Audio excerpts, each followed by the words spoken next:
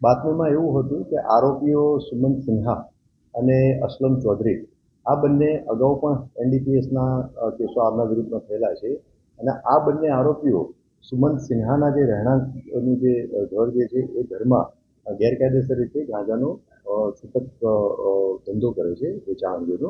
તો જે આધારે કાયદેસર કાર્યવાહી કરવાની હોવાથી જીઆઈડીસી પોલીસ સ્ટેશનના પોલીસ ઇન્સ્પેક્ટર શ્રી ગોહિલ અને ડિસ્ટાફના કર્મચારીઓ સરકારી પંચો સાથે જે સ્પેસિફિક બાતમી મળેલી હતી એ ગુનાવાળી જગ્યાએ જઈ અને ત્યાં રેડ કરી, ત્યાં ચકાસણી કરી.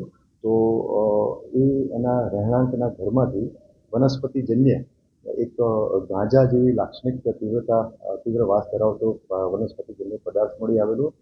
તો જે આધારે એનું પરીક્ષણ કરવાનું હોવાથી એફએસએલની અધિકારીને કંટ્રોલ મારફતે જાણ કરી સ્થળ ઉપર બોલાવવામાં આવ્યા અને એફએસએલ અધિકારીઓ સ્થળ ઉપર આવી અને એનું જરૂરી પરીક્ષણ કરતા એ ગાંજો વનસ્પતિ જેવો જે પદાર્થ છે એ ગાંજો જણાઈ આવે.